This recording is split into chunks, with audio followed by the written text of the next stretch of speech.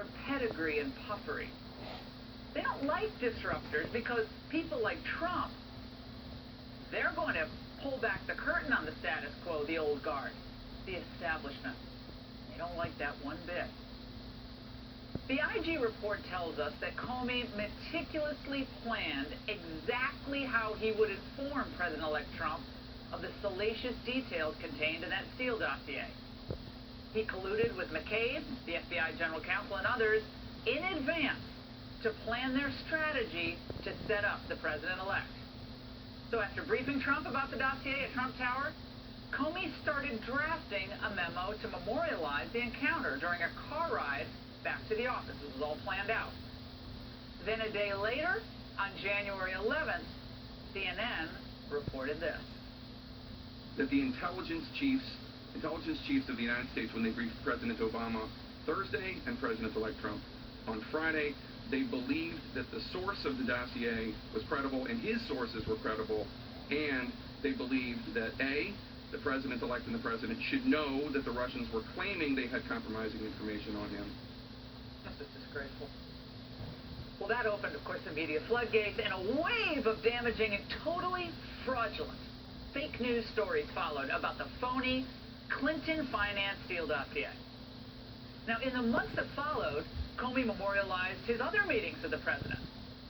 Several memos were sent to his personal lawyer, Daniel Richman, who then, at Comey's behest, shared the contents of at least two of them with the news media. Why? To spark the appointment of a special counsel to investigate possible Trump-Russia collusion. But the president smelled a rat. He confronted and ultimately fired Comey over the leaks to the media, which of course Comey vociferously denied. I don't consider what I did with Mr. Richmond a leak. I told him about an unclassified conversation with the president.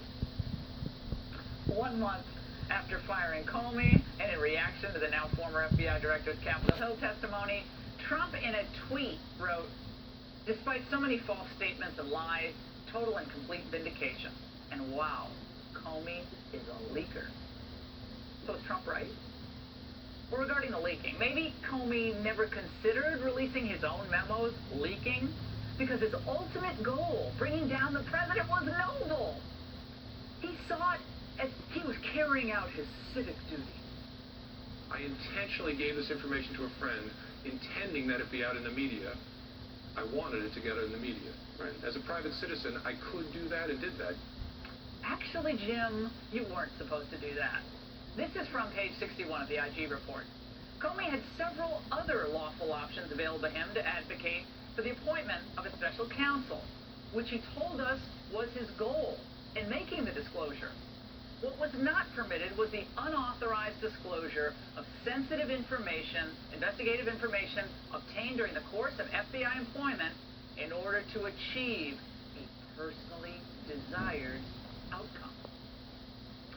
So, he leaked and lied to the public about it.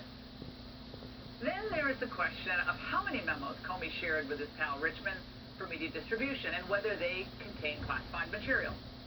Now, in repeated interviews, Comey said versions of this. I sent Mr. Richmond a copy of a 2-page unclassified memo and asked him to get the substance of it out to the media. I gave him nothing else ever. I sent one memo, unclassified then, still unclassified, and it's recounted in my book. The book.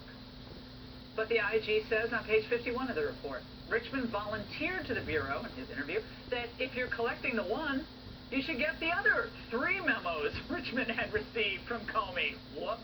Adding, there could be classified information contained in what Richmond received from Comey. That is a key part of this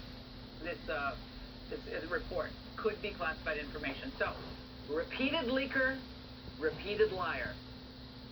And in his interview with Bret Baier last year, he made this ludicrous claim.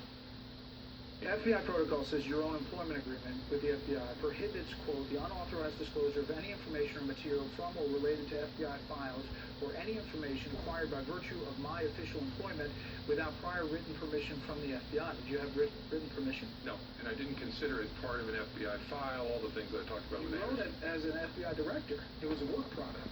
No, it was not. It was my You personal were aide de talking to the memoir. president? First of all, if any man who says aide de memoire is someone you should never trust, okay? That is just... The IG on page 52 says, Comey's characterization of the memos as personal records finds no support in the law and is wholly incompatible with the plain language of the statutes, regulations, and policies defining federal records and the terms of Comey's FBI employment agreement.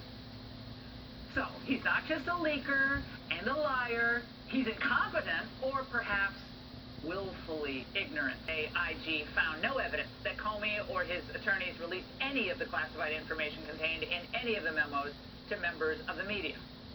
I don't need a public apology from those who defame me, but a quick message with a, sorry, we lied about you, would be nice. Sorry, Jimmy, don't hold your breath. Are Russian oligarchs. At that time, Lawrence O'Donnell, that would explain, it seems to me, every kind word Donald Trump has ever said about Russia and Vladimir Putin. But then came the fallout. Just like the reports, oh, it was nuclear indeed. And it came back to haunt MSNBC. These statements are false and defamatory and extremely damaging. Actual malice can easily be proven based on your reckless disregard of the truth and an unreasonable reliance on an alleged source who you will not even identify in your story and is likely seeking to mislead you and the public for political reasons or other ulterior motives.